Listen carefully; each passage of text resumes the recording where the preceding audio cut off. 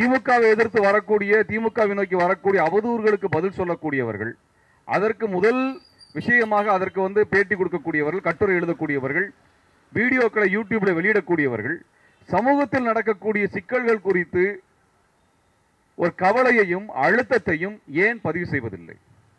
அப்ப ஒரத்தநாடு பிரச்சனையை பற்றி நான் பேச மாட்டேன், மாஞ்சோலை பிரச்சனையை பற்றி நான் பேச மாட்டேன், மீனவர் பிரச்சனையை பற்றி நான் பேச மாட்டேன், விளாத்திகுளம் சங்கரலிங்கபுரம் தீண்டாமை சுவரை பற்றி நான் பேச மாட்டேன்.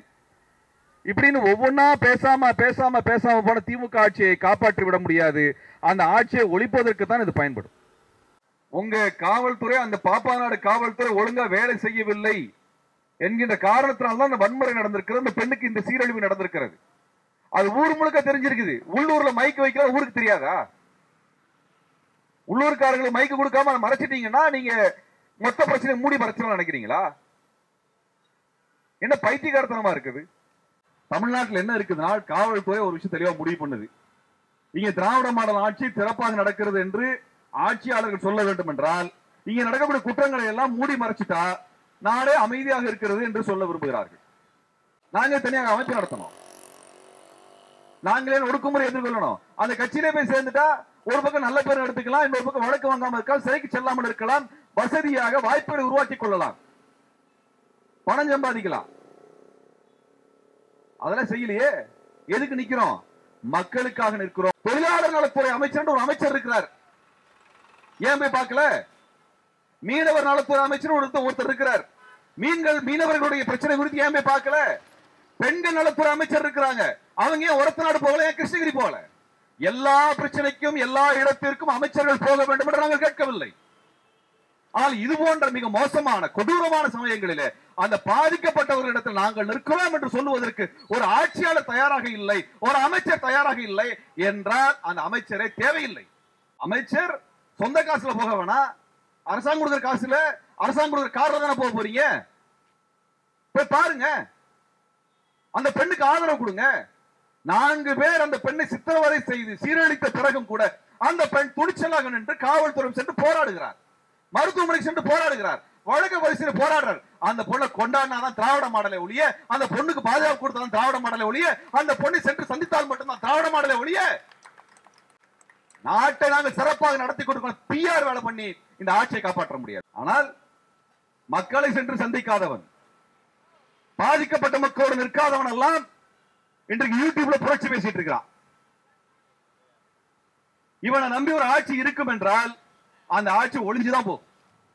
ஏதோ யூடியூப்ல 4 பேப்பரை படிச்சுக்கிட்டு 1 லட்சம் வியூ வாங்கினா நான் ஆட்சியை மாத்திருவேன் நினைக்கக்கூடிய நம்பி ஒரு ஆட்சியாளர் இருக்கக்கூடாது. ஆனால் இன்னைக்கு அதான் நடந்துட்டு இருக்கு. இப்படி எல்லாம் இந்த ட்விட்டர்ல எழுதுறவன், பேஸ்புக்ல கமெண்ட் போடுறவன், யூடியூப்ல இழிச்சுக்கிட்டே வீடியோ போடுறவன், இவனை எல்லாம் நம்பி ஆட்சி நடத்தலாம்னு சொல்லி வந்தவர் தான் நரேந்திர மோடி. தமிழ்நாட்டில் ஒரு அதிர்ச்சி அலையை ஏற்படுத்தியிருக்க வேண்டும். ஆனா ரொம்ப அதிர்ச்சியாக இந்த அமைதி மிகப்பெரிய தொந்தரவு கொடுக்குது. ஒரு பொண்ணுக்கு நடந்திருக்கக்கூடிய இந்த மோசமானது ஒரு கூட்டு பாலியல் வன்புணர்வு, இதை பற்றியான ஒரு வரி செய்தியாக எல்லா தொலைக்காட்சியிலும் கடந்து போயிட்டாங்க. ஒரு பெரிய கொந்தளிப்போ விவாதமோ அல்லது இது குறித்து சமூக அக்கறை கொண்டவர்களோ அது குறித்து எந்த பதிவும், எந்த எதிர்ப்பும், எந்த கவலையும் பதிவு செய்யவில்லை. இன்றைக்கு தமிழ்நாட்டில் இது ஒரு பெரிய சிக்கலான ஒரு விஷயமா மாறிட்டு இருக்கு. இந்த பெண் எப்படி துன்புறுத்தப்பட்டால் அப்படிங்கிறது குறித்து களத்திற்கு ஆய்வு சென்ற தோழர்கள் பதிவு செய்தார்கள். இதற்கு பின்னாடியும் ஒரு எதிர்ப்பு வருமா அப்படின்னால் ஒரு சந்தேகமாகத்தான் இருக்கிறது. ஏன்னா தமிழ்நாட்டில் இன்னைக்கு என்ன பிரச்சனை அப்படின்னா, சமூக பிரச்சனையை பேசினாலே திமுக ஆட்சிக்கு ஆபத்தா, சமூக சிக்கலை குறித்து ஒரு விழிப்புணர்வு ஏற்படுத்தினால் அது ஆட்சிக்கு எதிரானதாக மாறிவிடுமா, அல்லது ஒரு கோரிக்கை குறித்து நீங்கள் ஒரு போர்க்குணத்தோடு அரசாங்கத்தை நோக்கி கேள்வி எழுப்பினால் அது பாஜகவுக்கு ஆதரவாக போயிருமா என்கின்ற வகையில் இங்கே தமிழ்நாட்டினுடைய சமூக செயல்பாட்டாளர்களில் பெருமளவிலான ஆட்கள் அமைதி காக்கிறார்கள். திமுகவை எதிர்த்து வரக்கூடிய, திமுகவை நோக்கி வரக்கூடிய அவதூறுகளுக்கு பதில் சொல்லக்கூடியவர்கள், அதற்கு முதல் விஷயமாக அதற்கு பேட்டி கொடுக்கக்கூடியவர்கள், கட்டுரை எழுதக்கூடியவர்கள், வீடியோக்களை யூடியூப்ல வெளியிடக்கூடியவர்கள், சமூகத்தில் நடக்கக்கூடிய சிக்கல்கள் குறித்து ஒரு கவலையையும் அழுத்தத்தையும் ஏன் பதிவு செய்வதில்லை? ஏன் பதிவு செய்யறதில்லை? ஒரு ஆட்சியை குறித்து பிஜேபி காரன் பொய் சொன்னா கோவப்படுறீங்க, நியாயமான விஷயம். பொய் சொல்லக்கூடிய அரசியல் பரப்புரைக்கு நாம் எதிராக பேச வேண்டும், அதில் மாற்று கருத்தே கிடையாது. ஒரு கட்சி ஆட்சிக்கு வந்த உடனே அது முற்போக்கு கருத்தை பேசுகிறது என்கின்ற காரணத்திற்காகவே சமூகத்தில் எல்லா பிரச்சனையும் தீந்துருமா? தானா சமூகம் தன்னுடைய நோயை தானே தீர்த்துக்குமா?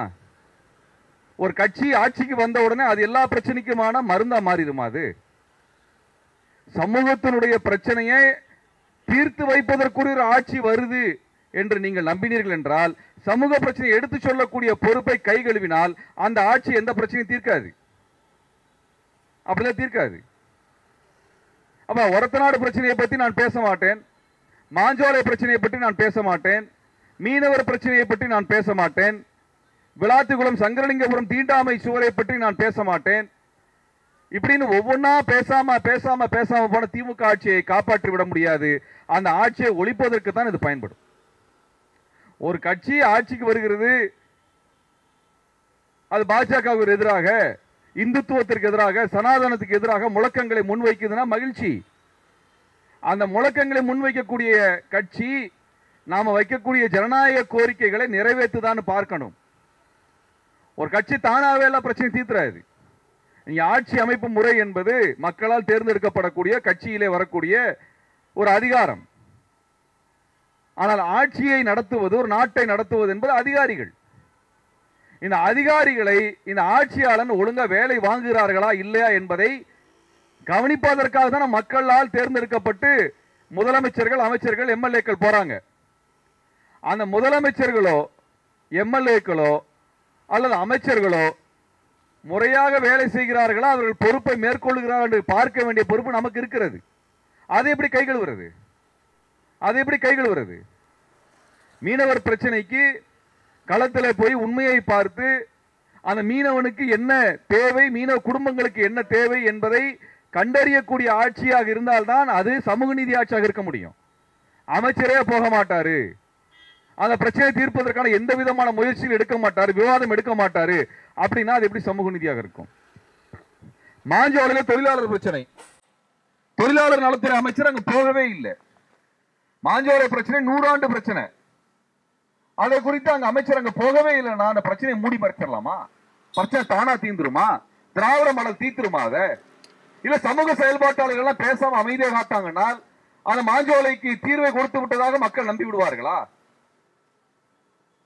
இப்ப ஒரத்தநாடு பிரச்சனையில அந்த பெண்ணுக்கு பாலியல் ரீதியாக நடந்த அந்த கொடுமைகளை நாம் கேள்விப்பட்டிருக்கிறோம். காவல்துறை, கடைமட்ட காவல்துறை செயல்படவில்லை என்பது அம்பலமாக இருக்கிற அந்த ஊர் மக்கள் போராட்டம் நடத்துறாங்க. நானும் போல குழந்தை அரசனும் நேரே போகும் பொழுது இந்த பாலியல் வன்முறைக்கு எதிரான கண்டன ஆர்ப்பாட்டம் நடந்து கொண்டிருக்கிறது. ஊரே கடையடைச்சு போராட்டம் பண்ணிட்டு இருக்கிறாங்க. சாதி கடந்து, மதம் கடந்து ஒன்றுபட்டு மக்கள் போராட்டம் நடத்தி கொண்டிருக்கிறார்கள். அந்த மேடையில கட்சி கடந்து எல்லாம் உட்கார்ந்து இருக்கிறாங்க, எல்லா கட்சிக்காரரும் இருக்கிறாங்க. கம்யூனிஸ்ட் கட்சிகள், தோழர்கள் பெருமளவில் போராட்டத்தை ஒருங்கிணைத்திருக்கிறார்கள். அதுல அதிமுக காரர் வருகிறார்கள், பாஜக காரர் எல்லாரும் வருகிறார்கள்.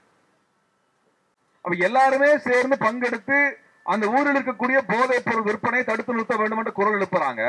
ஆனா அந்த கண்டன ஆர்ப்பாட்டத்திற்கு காவல்துறை மைக் வைக்கிறதுக்கு அனுமதி மறுக்குது. உங்க காவல்துறை, அந்த பாப்பாநாடு காவல்துறை ஒழுங்கா வேலை செய்யவில்லை என்கின்ற காரணத்தினால்தான் அந்த வன்முறை நடந்திருக்கிறது, அந்த பெண்ணுக்கு இந்த சீரழிவு நடந்திருக்கிறது. அது ஊர் முழுக்க தெரிஞ்சிருக்குது. உள்ளூர்ல மைக் வைக்கிற ஊருக்கு தெரியாதா? உள்ளூர்காரங்களுக்கு மைக்கு கொடுக்காம அதை மறைச்சிட்டீங்கன்னா நீங்க மொத்த பிரச்சனை மூடி மறைச்சலாம் நினைக்கிறீங்களா? என்ன பைத்தியகாரத்தனமா இருக்குது? அந்த மக்கள் கடையடைப்பு நடத்தி போராட்டம் நடத்துறா, மைக்கு வைக்காம அதுக்கு அனுமதி கொடுக்காம இருந்தால் அந்த பிரச்சனையை மூடி மறைச்சலாம் நம்பக்கூடிய ஒரு காவல்துறை இங்க பொறுப்புல இருக்கிறது. இது குறித்து நானும் தோழர் குழந்தை அரசன் அவர்களும் அதை பார்த்து விட்டு நாங்கள் அந்த மாவட்டத்தினுடைய காவல்துறை கண்காணிப்பாளர் பார்க்க போனா அவருக்கு எதையும் கேட்கக்கூடிய பொறுமையிலே கிடையாது. சமூக செயல்பாட்டில் என்ன செய்வாங்க? நான் குற்றவாளிகளுக்கு ஆதரவா போறோம், பாதிக்கப்பட்டவனுக்காக போகின்றோம். கீழ்மட்ட அதிகாரிகள் வேலை செய்யும். பாப்பாநாடு காவல்துறை தொடர்ச்சியாக பிரச்சனை இருந்துட்டே இருக்கு. சாதி ஆதிக்கம் நிறைந்த ஒரு காவல்துறை நிலையமாக அந்த பாப்பாநாடு காவல்துறை இருக்கிறது. ஒரு 6-7 வருடத்திற்கு முன்பு அங்க மீத்தேன் திட்டம் குறித்து, ஹைட்ரோ கார்பன் திட்டம் குறித்து விழிப்புணர்வுக்காக அங்க ஒரு காணொலியை போடுகிறார்கள். ஊர் சபையிலே காணொலி போடுகிறார்கள். அதற்கு என்னை அழைக்கிறார்கள். நானும் தோழர் அரங்க குணசேகரன் அவர்களும் அங்கே சென்றிருந்தோம். அதற்கு என் மீது பிணையில் வர முடியாத வழக்கை இந்த பாப்பநாடு காவல்துறை பதிவு செய்தது. ஆனா அதே பாப்பநாடு காவல்துறை சரகத்துக்கு உட்பட்ட பகுதியிலே இரட்டை குவளை முறை இருக்கிறது. திமுக இருக்கக்கூடிய சில ஐடி நபர்கள் இரட்டை குவளை முறை என்ன, பேப்பர் கப்பனா என்னன்னு வந்து பணாத்திட்டு இருக்கிறாங்க. ஒரத்தநாடு பக்கத்துல கிளாமங்கலத்துக்கு போய் டீ வந்து 4 வருஷத்துக்கு முன்னாடி கேட்டனா, நீ என்ன ஜாதின்னு பார்த்து பேப்பர் கப்பல தருவா கண்ணாடி கப்பல தருவான்னு பார்த்து தருவான். அதான் பேப்பர் கப்பலோட அரசியல். நீ பட்டியல் சமூகமா இருந்தா உனக்கு பேப்பர் கப்பல தருவான். அது நேரடியாக நானே பார்த்தேன்.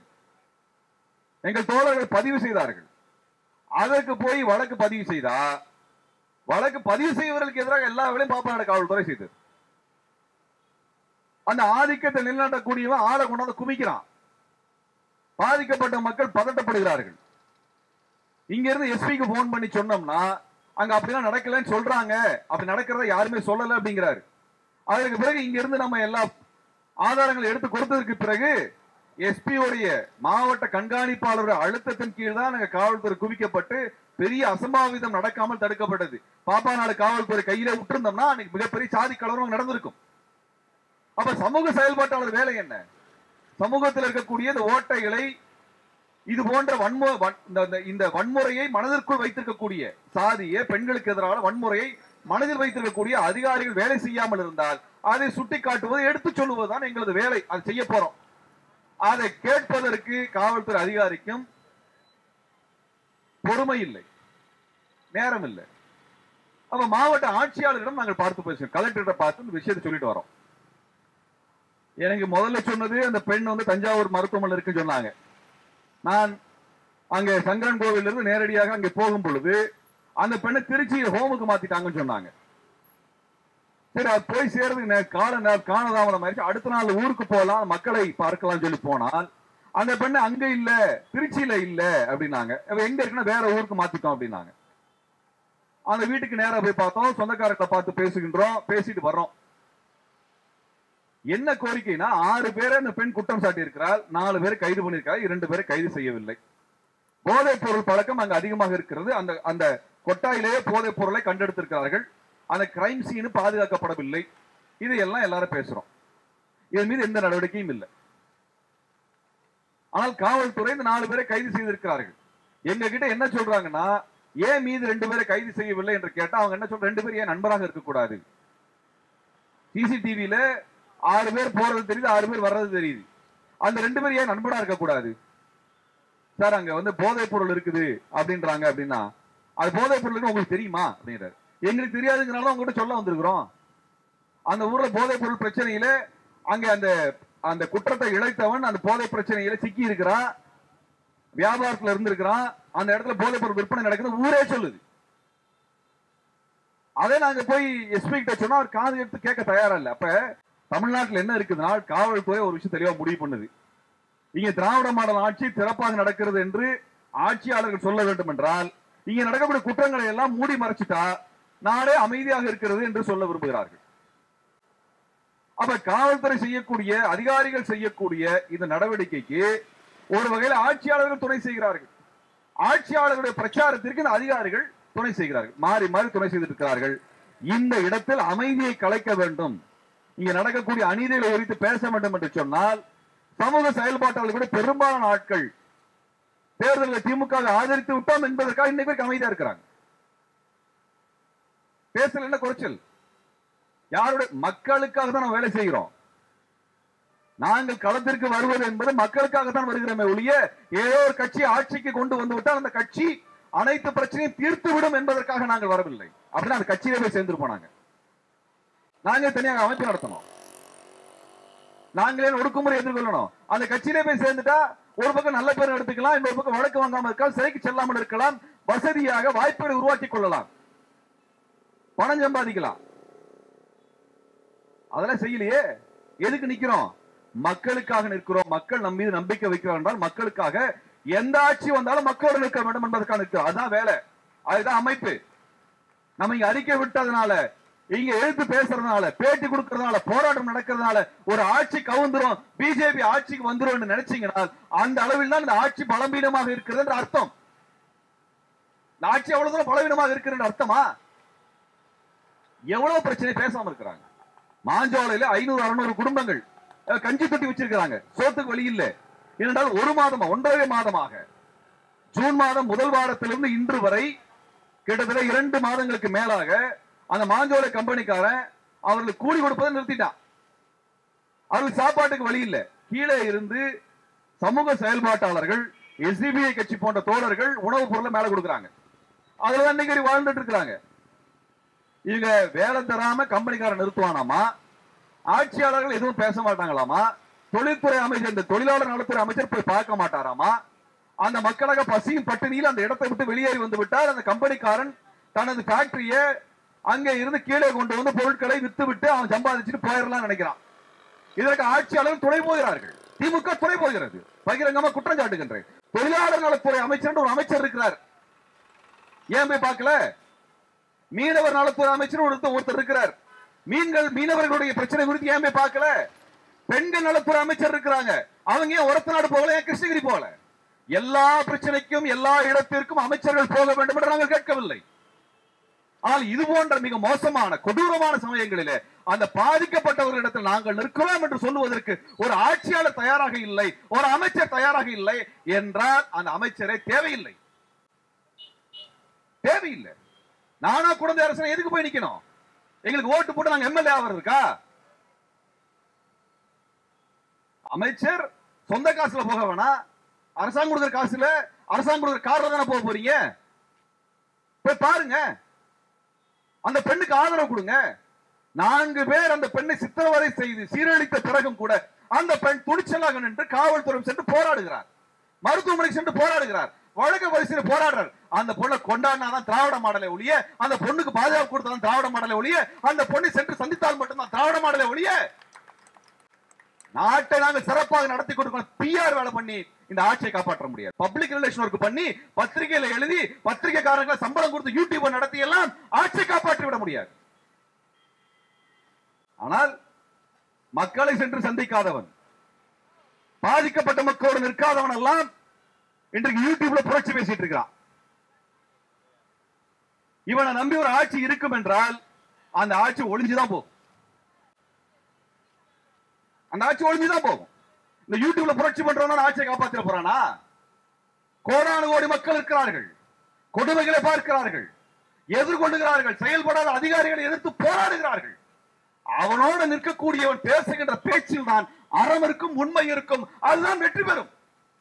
ஏதோ யூடியூப்ல 4 பேப்பரை படிச்சுக்கிட்டு 1 லட்சம் வியூ வாங்கினா நான் வந்து ஆட்சியை மாத்திருவேன் நினைக்கக்கூடிய நம்பி ஒரு ஆட்சியாளர் இருக்கக்கூடாது. ஆனால் இன்னைக்கு அதான் நடந்துட்டு இருக்கு. இப்படி எல்லாம் இந்த ட்விட்டர்ல எழுதுறவன், பேஸ்புக்ல கமெண்ட் போடுறவன், யூடியூப்ல இழிச்சுக்கிட்டே வந்து வீடியோ போடுறவன், இவனை எல்லாம் நம்பி ஆட்சி நடத்தலாம்னு சொல்லி வந்தவர் தான் நரேந்திர மோடி. அதே மோடி மாடலை கொண்டு வந்து எங்க கிட்ட காமிக்காதீங்க. மோடியை வீட்டுக்கு அனுப்ப வேண்டிய வேலையை நம்ம செய்து முடித்து விட்டோம். சமூக ஊடகம் இல்லை, மெயின் ஸ்ட்ரீம் மீடியா கிடையாது, டிவி கிடையாது, பத்திரிகை கிடையாது, போராட்டம் நடத்த அனுமதி கிடையாது. ஆனால் மோடியை வீழ்த்த முடிந்திருக்கிறது. மோடியை வீட்டுக்கு அனுப்பக்கூடிய துணிச்சலை பெற்றிருக்கின்றோம். அது காங்கிரஸ் கட்சிக்காரன் செய்யல, ராகுல் காந்தி செய்யல, சாமானியர்கள் செய்திருக்கிறார்கள். ஸ்டாம்ப் ஓட்டுற வேலையும் அங்க வந்து ஸ்டிக்கர் ஓட்டுற வேலையும் தான் காங்கிரஸ் கட்சி செய்திருக்கிறது. இன்றைக்கு வரைக்கும் யுஏபிஏ வழக்குல, சிஏஏ போராட்டத்தில் சிறை சென்றவர்களை பற்றி ராகுல் காந்தி ஒரு வார்த்தை பேசவில்லை. உமர் காலிதை பத்தி பேசியிருக்காரா? துணிச்சல் இருக்குதா பேசுறதுக்கு? பீமா கோரகனை பற்றி பேசுவது ராகுல் காந்தி துணிச்சல் இருக்கிறதா? இஸ்லாமியர்கள் வீடுகள் இடிக்கப்படுகிறது, அதை பற்றி என்றைக்காவது பேசி இருக்கிறாரா? இல்லையே. நாடகம் நடிக்கிறது, அங்க நாடகம் நடிக்கிற மாதிரி மோடிக்கு நாடகம் உருவாக்கின அந்த கூட்டம் இப்பொழுது ராகுல் காந்திக்கு நாடகத்துக்கு கொட்டாய் போட்டுட்டு இருக்கிறான். இழிச்சவன் நினைச்சீங்களா? டெல்லிக்கார ஏவனை நாங்க நம்ப மாட்டோம்டா. உங்க வரலாறு எங்களுக்கு தெரியும்.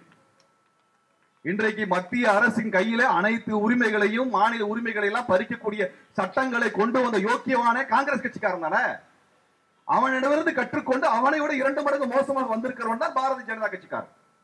காங்கிரஸ் பாஜக ஒண்ணுன்னு சொல்லிட்டாங்க, ஒரு கொந்தளிப்பாங்க, ஒரு கூட்டம் கொந்தளிப்பு.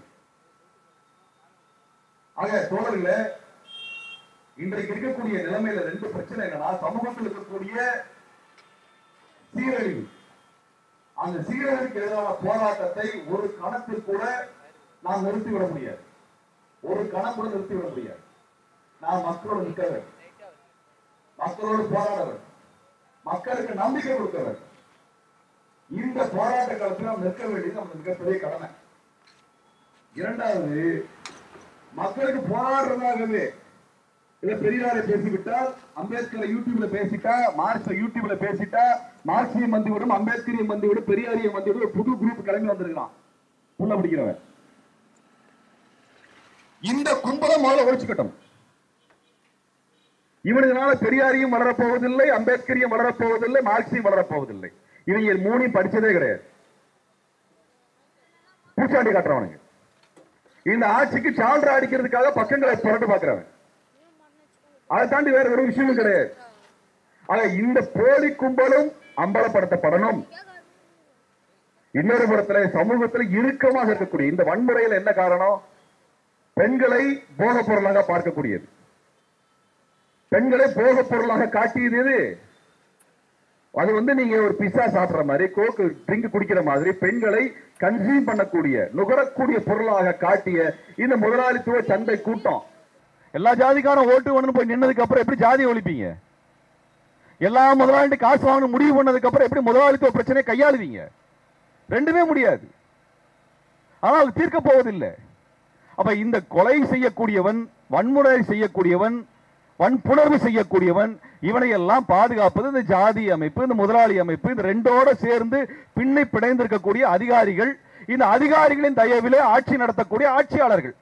இந்த கூட்டணியை நீங்க ஒண்ணுமே செய்ய முடியாது. இந்த கூட்டணியோடு கைகோர்த்திருக்கக்கூடிய கார்ப்பரேட் ஊடகம், இவர்களோடு சேர்ந்து கொண்டு இப்ப புதிதாக சேர்ந்து கொண்டிருக்கக்கூடிய சமூக செயல்பாட்டாளர் என்று சொல்லப்படக்கூடியவர்கள், யூடியூப் புரட்சியாளர்கள். அப்ப இந்த கூட்டத்தை எல்லாம் எதிர்க்க வேண்டிய ஒரு கட்டாயத்தில் நாம் இருந்து கொண்டிருக்கின்றோம். ஆக தோழர்களே, நான் ஒன்னே ஒன்று சொல்ற பெண்கள்கிட்ட, தோழருக்கு முன்பு பேசிய பெண் தோழர் மிக உணர்ச்சி வசப்பட்டு மிக நேர்மையாக பேசினார். ரொம்ப நேர்மையா பேசினாங்க. ஒரு அரசாங்கம் வேலை செய்யலனா பெண்கள் வேலை செய்ய வேண்டி இருக்கிறது, பெண்கள் கையில கருவி எடுக்க வேண்டி இருக்கிறது என்று அவர் சொல்லி இருக்கிறார். அதெல்லாம் தப்பு இருக்குது. ஏன் சொன்னாரு? அரசாங்கம் வேலை செய்யல. அந்த பெண் பாலியல் வன்புணர்வுக்கு உட்படுத்தப்பட்ட பின்னாடி அந்த பொண்ணு போலீஸ் ஸ்டேஷனுக்கு போனா அந்த துணை ஆய்வாளர் வழக்க பதிவு செய்யலனா முதல்ல அந்த ஆளை வேலையை விட்டு தூக்கணுமா இல்லையா? அப்ப அந்த நபரிடம் ஜாதி இருக்கிறது, அந்த நபரிடத்துல ஆணாதிக்கம் இருக்கிறது, அந்த பெண் அந்த ஆணிடத்துல அதிகாரத்திமிர் இருக்கிறது. அப்ப அதன் மீது நடவடிக்கை எடுக்க முடியல. அப்ப அந்த பெண் என்ன செய்வா? அந்த பெண்ணின் மீது தொடர்ச்சியாக ஒண்ணும் இல்லைங்க. 2022 மொத்த வழக்கு, பெண்கள் மீதான வழக்கு 4,45,000 வழக்கு, 4,45,000 வழக்கு. ஒரு மணி நேரத்துக்கு 51 வழக்கு பதிவாகுது இந்தியாவில். பெண்கள் மீதான வன்முறை மட்டும் ஒரு மணி நேரத்துக்கு 51 வழக்கு. பெண்கள் மீதான வழக்கு, பெண் குழந்தைகள் மீதான வழக்கு, அந்த வன்முறைக்கான எதிரான வழக்குகள் 90% வழக்குகள் முடித்து வைக்கப்படல. அப்ப சட்டத்தை போட்டு என்ன இருக்குது, நீ காவல்துறையை வச்சு என்ன இருக்குது, நீதிமன்றத்தை நடத்தி என்ன இருக்குது? அப்ப எந்த இடத்திலும் பெண்ணுக்கு பாதுகாப்பு இல்லை என்றால் பெண்கள் அமைப்பாக மாறுங்கள். இந்த கும்பலுக்கு எதிராக நீங்க தான் வந்து நிக்கணும். ஆணாதிக்கம் அந்த வன்புணர்வு செஞ்சவன்ட்ட மட்டும் இல்ல, அந்த காவல்துறை துணை கண்காணிப்பாளர் இடத்துல இருக்கிறது, அந்த மருத்துவமனையில் இருக்கக்கூடிய மருத்துவர் இடத்துல இருக்கிறது, இதை பற்றி பேசாத சமூக செயல்பாட்டாளர் இடத்துல இருக்கிறது, இதை பற்றி எழுதாத பத்திரிகை இடத்துல இருக்கிறது. இப்படி ஒட்டுமொத்த சிஸ்டத்தையும் எதிர்த்து ஒரு சாமானிய பெண் எப்படி நிக்க முடியும்? இன்றைக்கு ஆண்கள் மட்டுமே இருக்கக்கூடிய கட்சிகளும் இயக்கங்களும் தான் இருக்கிறது, எங்கள் இயக்கம் உட்பட. ஆக பெண்கள் தான் பெருமளவில் இயக்கமாக மாறணும். இனி ஆண்களை நம்பி எந்த விதமான அரசியல் சமூக விடுதலையை, பொருளாதார விடுதலையை இந்த சமூகம் பெற்றுவிட முடியாது. பெண்கள் தான் அமைப்பாக வேண்டியது இருக்கிறது. பெண்கள் தான் பொறுப்பை கையில் எடுக்க வேண்டியது இருக்கிறது. தமிழ்நாட்டில் கூட 7 லட்சம் பேர் மக்கள் தொகையினால் 3.5 கோடி பேர் பெண்கள். பேருக்கு அழகாக இருக்கிறது, பார்ப்பதற்கு அழகாக இருக்கிறது, படிப்பதற்கு நன்றாக இருக்கிறது. ஆனால் எதுவும் தீர்வு இல்லை. 90% வழக்குகள் ஏன் முடித்து வைக்கப்படவில்லை, அந்த குற்றவாளிகள் ஏன் தண்டனை பெறவில்லை என்று எந்த முதலமைச்சரும் கேட்கல, எந்த அமைச்சரும் கேட்கல, எந்த எம்எல்ஏ கேட்கல, எம்பியும் கேட்கல. நீதிபதியும் கேட்கல, பத்திரிகையும் கேட்கல. என்னடா நாடு இது? என்ன நாடு இது? ஒரு வருஷத்துக்கு 4,45,000 வன்கொடுமைகள் பெண்களுக்கு எதிராக பதிவு செய்யப்பட்ட வழக்குகளாக இருக்கிறது என்றால், பதிவு செய்யப்படாத அந்த வன்கொடுமைகள் எத்தனை பேர் இருக்கும்? எத்தனை இருக்கும்? எத்தனை இருக்கும்? திருப்பி அடிக்காம தீர்வு கிடையாதுங்க. திருப்பி அடிங்க, திருப்பி அடிங்க, போராடுங்க. இது நீங்க இன்னைக்கு இருக்கக்கூடிய பெண்கள், வேலை செய்யக்கூடிய பெண்கள், படித்து வேலை செய்யக்கூடியவர்கள், முறைப்படுத்தப்படாத வேலைகளில் இருக்கக்கூடிய பெண்கள், படிக்காமல் இது போன்ற அன்றாட உழைப்பில் ஈடுபடக்கூடிய பெண்கள், வீட்டில் இருக்கக்கூடிய பெண்கள், கல்லூரிக்கு செல்லக்கூடிய பெண்கள் என்ற அனைத்து விதமான பெண்களுக்கும் அவரவர் தளத்தில் வன்முறை இருக்குதா இல்லையா? அவங்க கம்பெனியில இப்படி எவனாவது பண்றானா 4 பெண்களை கூட்டு போய் 4 சப்புன்னு அப்புங்க. வேற ஒண்ணுமே பண்ண முடியாது. நான் சொல்றேன், இதுக்காக என் மேல வழக்கு போடலாம், எனக்கு ஒரு பிரச்சனையே கிடையாது. அவன் மேல நீங்க வழக்கு கொண்டு கொடுப்பீங்களாமா? அந்த ஸ்டேஷன்காரன் 4 நாள் அலைஞ்சதுக்கு அப்புறம் வழக்கு போடுவானாமா? அந்த சார்ஜ் ஷீட் என்னைக்கு ஆகணும் எவனுக்கும் தெரியாதாமா? அதை பத்தி கோர்ட்டும் கேட்காதாமா? அமைச்சரும் வரமாட்டாராமா? முதலமைச்சரும் கேட்க மாட்டாரு. பிரதம மந்திரி அதை பத்தி அக்கறையே பட மாட்டாருன்னா இந்த நாட்டில் நமக்கான நீதியை நம்ம தான் வாங்கணும். போய் 4 அப்பு அப்புனீங்கன்னா அவன் போய் ஸ்டேஷனுக்கு போவான். அவன் போன உடனே போலீஸ் கேஸ் எடுக்கும். என்ன அரைஞ்சுதாங்க சார் அப்படின்னு போய் சொல்லுவான். அப்படியா? உடனே அங்க ஒரு ஆண் தானே இருக்கிறான், அவன் உடனே கேஸ் எடுப்பான்.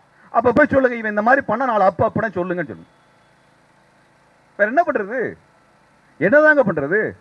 பெண்கள் நலத்துறை அமைச்சர் ஒருத்தர் இருக்கிறாருல்ல, என்ன செய்றீங்க?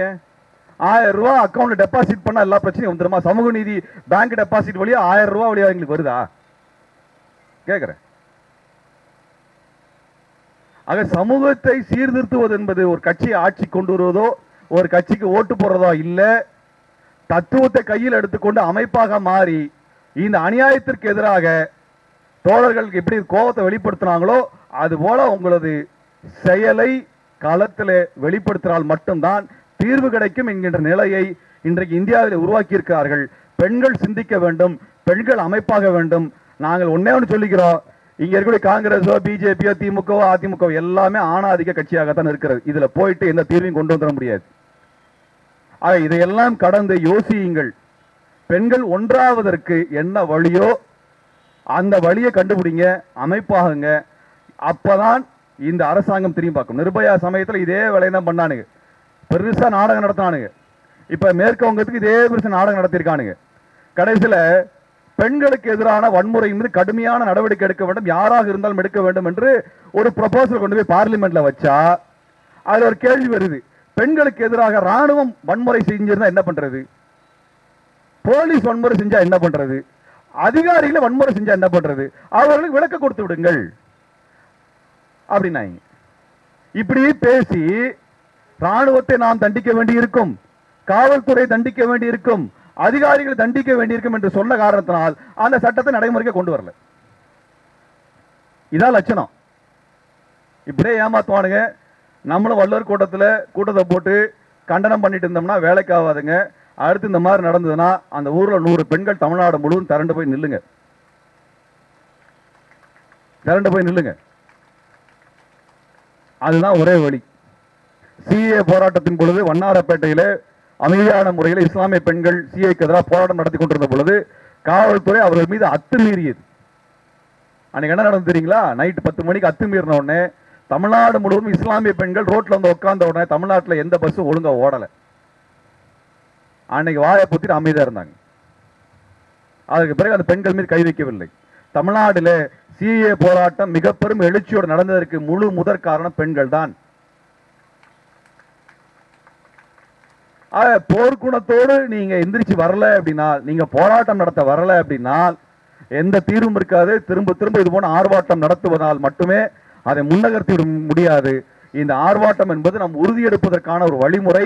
அந்த வகையில் அமைப்பாக மாறுவதற்கும் திருப்பி அடிப்பதற்கும், நீங்கள் வலுவாக நிற்பதற்கும், அதிகாரத்தை எதிர்த்து கேள்வி கேட்பதற்கும், நடைமுறைப்படுத்துவதற்கும், ஒரு வழக்குகளை முறைப்படுத்துவதற்கும், விசாரணையை நடத்துவதற்கும் என்னெல்லாம் செய்ய முடியுமோ அதை செய்யுங்கள். அறிவாற்றலை பயன்படுத்துங்கள். இந்த வழக்கிலே அந்த பாதிக்கப்பட்ட பெண் சார்பாக நின்று அரசு வழக்கறிஞரோடு சேர்ந்து இயங்குவதற்கு அல்லது அரசு வழக்கறிஞராகவே வழக்கை நடத்துவதற்கு நாம் மரியாதைக்குரிய தோழர் வழக்கறிஞர் பாப்பா மோகன் அவர்கள் உடன்பட்டிருக்கிறார். அவர்கள் இந்த பிரச்சனையை பத்தி சொன்ன உடனே அவர் தோழர் தொடர்பு கொண்டார். இந்த வழக்கை நான் பார்த்துக்கிறேன் தோழர்னு சொல்லியிருக்கிறாரு. இதை விட ஒரு மிகப்பெரிய ஒரு மகிழ்ச்சியான விஷயம் இந்த சமயத்தில் இந்த விடயத்தில் எனக்கு கிடைத்திருக்காது. அப்படியான ஒன்றை தோழர் வாக்குறுதி கொடுத்திருக்கிறார். அதன் அடிப்படையில் தோழர் களத்தில் சென்று நேரடியாக பேசிவிட்டு வந்திருக்கிறார்கள். ஆகவே இந்த வழக்கை நாம் உறுதியாக எடுத்து நடத்துவோம். அந்த பெண்ணுக்கு துணை நிற்போம். அந்த பெண்ணை பாதுகாக்க வேண்டியது சமூக நீதி திராவிட மாடல் திமுக அரசு என்பதை சமயத்தில் சொல்லிக்கொள்ள விரும்புகின்றேன். அந்த பெண்ணை சந்திக்க வேண்டிய பொறுப்பு அமைச்சருக்கு இருக்கிறது என்பதை சமயத்தில் நான் நினைவுபடுத்த விரும்புகின்றேன். அப்படி நீங்க செய்யவில்லை என்றால் அந்த அமைச்சருக்கு நினைவுபடுத்துகின்ற வகையில அவங்க ட்விட்டர்ல தான் இருக்கிறாங்க. அவங்க ஐடி எடுத்து நீங்க டேக் பண்ணி எல்லாரும் ஒரு கமெண்ட்டை போடுங்க சார், ஒன்னும் ஆயிராது.